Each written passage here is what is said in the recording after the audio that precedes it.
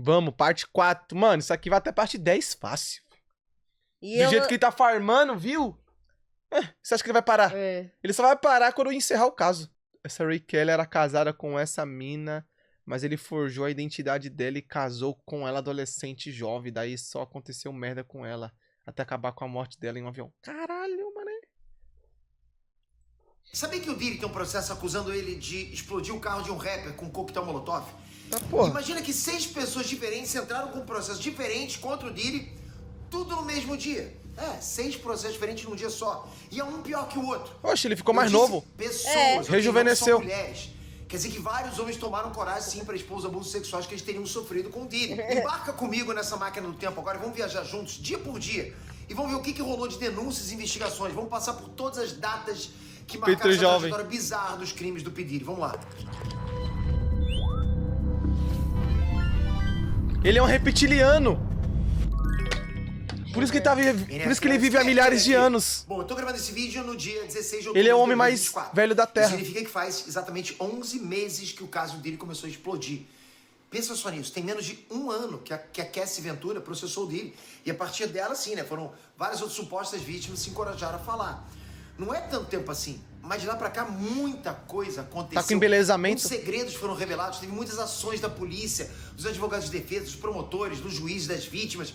Enfim, não para, né? Uma bola de neve. Então agora vamos visitar cada dia-chave desse caso pra você organizar os fatos direitinho na sua cabeça, ok? É IA, não é o já sabe, Patreon, esse é IA do conteúdo Patreon. mais sensível, mais pesado. Eu não aconselho esse vídeo pra menores de 18 anos, ok? E esse vídeo aqui a gente vai falar das acusações dele. Nada disso foi julgado.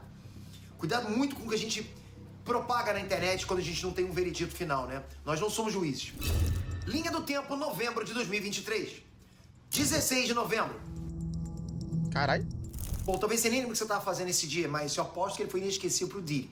Foi nessa data exata que a Cassie Ventura, que é ex-namorada do Diddy, né, mulher moveu uma bonita ação da contra pé. ele, falando que ele tinha abusado sexualmente dela em 2018 e que ele ainda manteve ela num relacionamento abusivo durante anos. E os detalhes do abuso incluíam abuso físico, né, como foi visto naquele vídeo do hotel, e também controle psicológico sobre a vida pessoal e a Como que carreira essa mina dela. fica com esse Só cara, que mano? aí parecia um caso isolado, né? Pro resto do mundo isso podia ser só um problema só entre o casal. Tem lá. dinheiro. E a gente Ela mal lembra sabia que uma Zendaya. avalanche de crimes como Lembra. esse iam surgir e as outras vítimas iam ser encorajadas a abrir a boca por causa justamente dessa atitude da Cassie Ventura.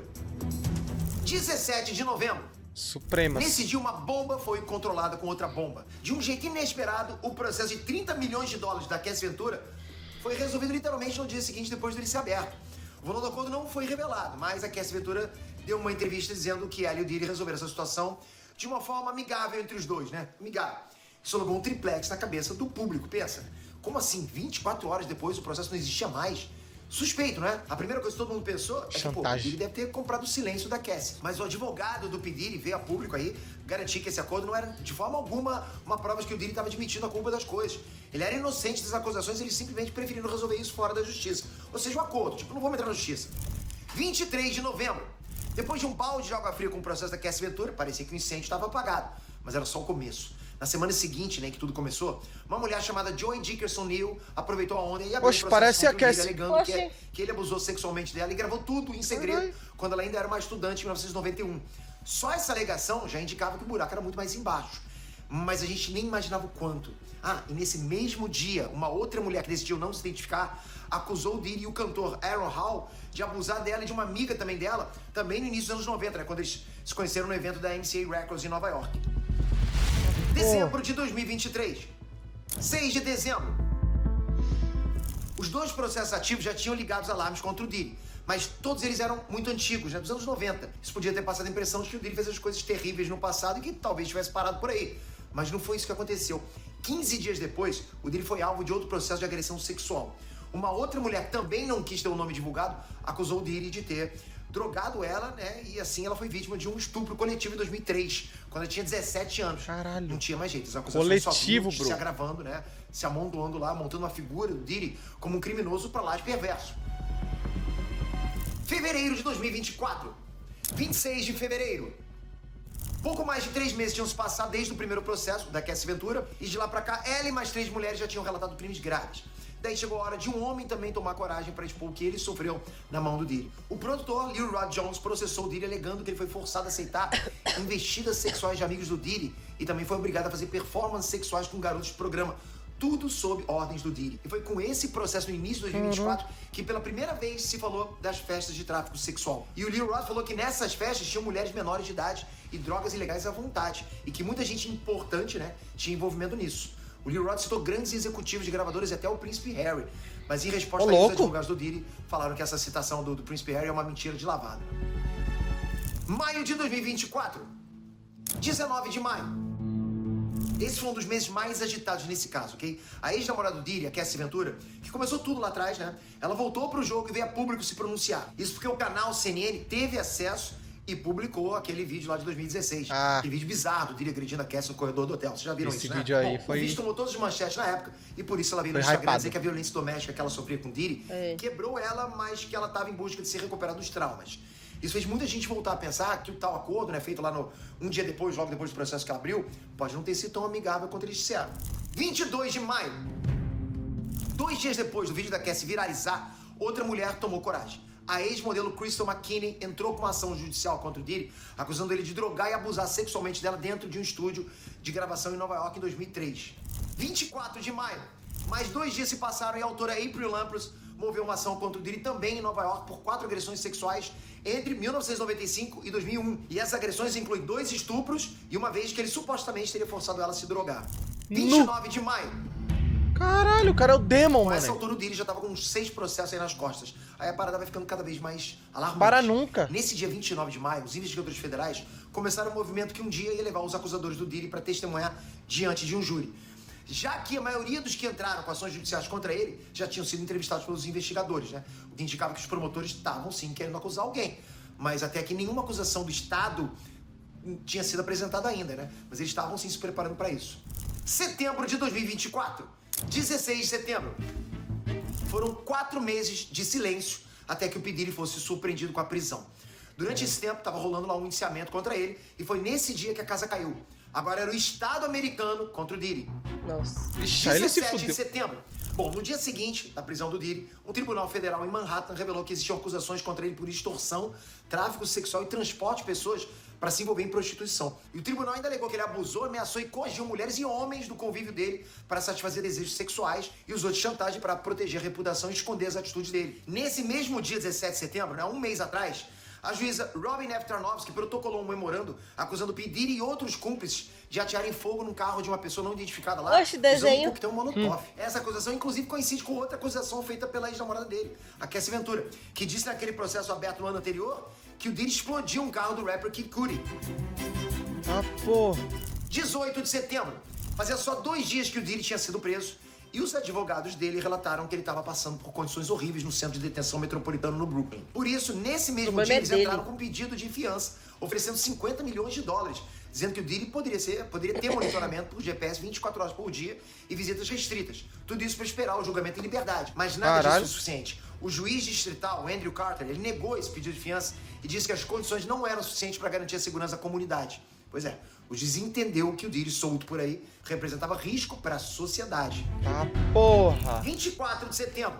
Bom, na semana seguinte foi divulgado Pode que o soltar Diddy esse tava monstro dividindo não, uma cela mano. com o ex-bilionário das criptomoedas, o Sam Bankman-Fried.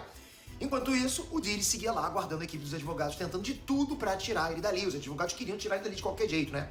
Mas a situação só ia de mal a pior. Nesse dia mesmo, uma mulher chamada Talia Graves entrou com uma ação federal contra o Diddy e o ex-segurança dele, Joseph Sherman. Ela alegou que os dois ofereceram uma taça de vinho para ela em 2001, quando ela tinha 25 anos. Mas só essa única taça de vinho deixou ela atordoada e enfraquecida fisicamente, e logo ela perdeu a consciência. Isso insinua que eles colocaram alguma substância na bebida que eles deram para ela lá. Mas piora, e muito. Quando ela acordou, ela estava amarrada e sendo estuprada pelo Diddy e pelo Sherman. 27 de setembro. Bom, a Associated Press divulgou que uma mulher chamada Jane Doe entrou com uma ação contra o Diddy por drogar e abusar sexualmente dela por várias vezes. E ela alegava, inclusive, que tinha ficado grávida do Diddy em um desses estupros. 30 de setembro. A cada dia o cerco ficava mais fechado em volta do Diddy. Então os advogados dele entraram com uma notificação no Tribunal de Apelações do 2º Circuito no Distrito Sul de Nova York, pedindo que anulassem a decisão daquele juiz lá que quis manter ele preso enquanto ele aguardava julgamento. E adivinha? Nada feito, não funcionou. Outubro de 2024. 1º de outubro. O advogado Anthony Busby, ele deu uma entrevista coletiva e disse que estava representando 120 supostas vítimas do Diddy. E todas essas vítimas planejavam abrir processos civis em vários estados por causa de crimes como agressão sexual, estupro, abuso sexual de menores. E ele ainda disse que esses processos vão incluir o indiciamento de muitas pessoas famosas e que vários podres vão vir à tona. Se Hollywood tinha medo de cair quando o Diddy foi preso, foi aqui que todo mundo começou a ter certeza. Aí o bicho pegou pra geral. 6 de outubro. Nesse dia, o advogado do Diddy deu mais um passo na defesa dele. Ele trouxe à tona uma declaração feita pela mãe do Diddy, a Genesis Small Combs. Nesse apelo público, a mãe do Diddy disse que está devastada querendo ser nova, viu? pelas acusações contra o filho dela. Além disso, ela acusou as pessoas que estão indo contra ele de estarem buscando algum tipo de vantagem ou ganho financeiro. E ela também disse que o Diddy tinha sim até cometido erros no passado, mas que ele está sendo condenado agora por esses erros do passado. Ela achava isso uma injustiça. 8 de outubro. Aqui o Diddy já estava preso há pouco mais de 20 dias. Os advogados dele ainda insistiam. Eles entraram com uma papelada pedindo de novo que o Diddy saísse do centro de detenção metropolitano e pudesse aguardar o julgamento em casa. Eles aproveitaram que o primeiro juiz do caso foi substituído por outro e aí eles usaram o argumento de que aquela decisão de manter o Diddy preso foi uma decisão injusta, né? E que aparentemente aquela primeira decisão foi tão radical assim que o caso estava sendo muito midiático. 9 de outubro. Bom, a equipe de advogados do Diddy entrou comemorando denunciando o Departamento de Segurança Interna. De acordo com a defesa do Diddy, o departamento vazou aquele vídeo dele batendo na Cassie Ventura. Por outro lado, os promotores negaram essa acusação. Além disso, preste atenção, a Associated Press divulgou que os advogados do Diddy pediram que o julgamento fosse marcado para abril ou para maio de 2025. E os promotores ainda não tinham divulgado uma data de preferência para o julgamento. O que os advogados estavam pedindo, então, era um tempo de 6 a 7 meses até o julgamento começar. 10 de outubro. Depois de 24 dias preso, o Diddy foi levado para o tribunal pela primeira vez. Nesse dia, a data do julgamento foi divulgada. Ele vai começar no dia 5 de maio de 2025, do jeito que os advogados dele pediram. Caralho, mano. Ele vai ficar... Mais uma vez... Tá, ele vai ficar esse tempo todo preso, será, ou solto? Se ficar solto, fodeu. É, prisão preventiva, né? Até maio? Prisão em observação. Os advogados tentam pedir fiança em troca da liberdade do Diddy, pra ele esperar o julgamento fora da cadeia. Mas mais uma vez foi negado. Foi negado. 14 de outubro. Bom, o advogado Tony Buzbee voltou a ser notícia. Ele deu entrada a uma nova ação contra o Diddy, dessa vez um homem da Carolina do Norte, que não quis ter o nome divulgado. Ele alega que em 1998, ele tinha 16 anos e estava tentando entrar no mundo da música. Nessa época, ele foi numa festa branca do Diddy, né, uma white party, no Hotel Hamptons. E sabendo que o rapaz estava tentando começar uma carreira artística, o Diddy teria se aproveitado e acariciado o rapaz, além de provocar outros constrangimentos sexuais que o cara nunca esqueceu. Esse dia 14 de outubro, segunda-feira dessa semana, foi muito agitado. No mesmo dia, um homem de New Jersey entrou com uma queixa dizendo que trabalhou como segurança de uma festa branca em 2006, quando o Diddy deu umas bebidas lá pra ele e os efeitos foram absurdos. Ele acredita que foi drogado com essas bebidas e quando ele se deu por si, ele estava sendo estuprado pelo Diddy dentro de uma van.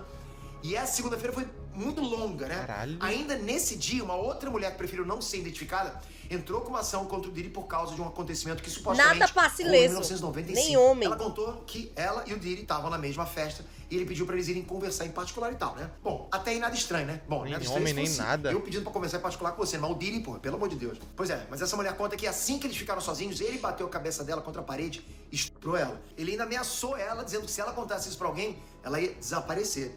E ainda nesse dia 14 de outubro, um homem de Ohio entrou com um processo também contra o P. Diddy. Esse cara conta que ele estava no estoque de uma loja de 2008 e que o Diddy chegou lá dentro do estoque com mais 2 seguranças e alguém atingiu ele no pescoço. Nesse dia ele foi obrigado a fazer sexo oral no Diddy enquanto ele fazia ameaças de matar esse carinha.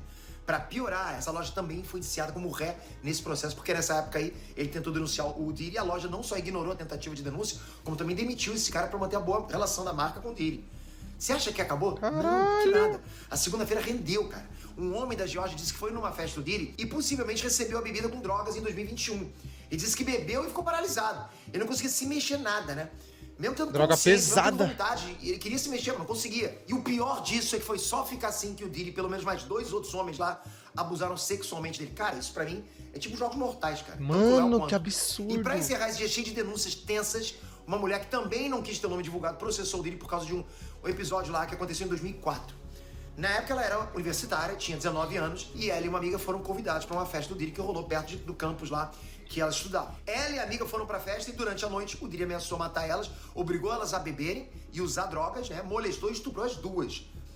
Como é difícil relatar tudo isso. E percebe que um predador como o Diddy não tá nem aí se a mulher é jovem ou mais velha, se é menor de idade, se são homens. Ele não quer saber isso. E é sobre os rapazes que eu quero chamar a atenção hoje. A gente viu aqui que o Diddy abusou de vários caras. E a gente tá sabendo só desses processos que vieram a público. Então imagina o quanto ainda não tá escondido debaixo do tapete. Quantos casos foram silenciados e ninguém nunca vai saber, percebe?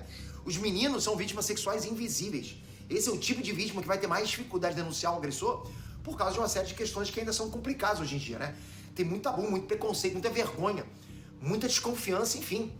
Então, presta atenção aí no teu entorno. Os meninos são tão abusados quanto as meninas, mas eles são desencorajados a falar sobre isso, né? E muitos vão levar esse trauma como um segredo pro resto da vida e vai machucar essa pessoa. Zelar pelos meninos também é dever nosso. O Justin Se você Bieber. é um rapaz que tá passando por isso, cara, de verdade, não deixe. Eu acho que ele nunca vai falar. Tenha coragem, você pode e deve denunciar. Tem muito atendimento competente pra te ajudar. Vai na delegacia, vai ou telefone lá pro Disque Denúncia 181. Você nem precisa identificar se não quiser, ok? Mas entrega o predador. Busca ajuda psicológica e vai se reconstruir. Você pode sair disso, cara. Sua vida não precisa ser assim, ok? E pensa bem, se você entregar quem te fez ou quem te faz mal, muito... Pô, se o Justin Bieber se posiciona oficialmente sobre isso aí, é fatality, fi. Ele- Mas também ia dar mal B.O. pra ele. Ele falou que não quer que aconteça. Acho que ele quer ficar suave na dele, viver na vida Ele já normal falou dele. que não quer que aconteça com a Billy o que aconteceu com ele, só que ele não deu detalhes, Ele não deixou né? claro. Mas se ele fala, nossa, mané, já era, fi. Mas acho que tanta gente ia perseguir ele. Acho que deve estar na paz, vivendo tão de boa que nem é bom ele se Ele envolver. tem filha. Tem filha, e tipo assim, imagina os grandão de Hollywood ir atrás dele. Porque eu acho que vai muito mais além de pedir, fi. Isso é louco. É. Ele e o Jaden se juntar os dois acaba com a vida desses caras. É, então, mano. Tem esse último que eu queria ver. Vamos, mais um.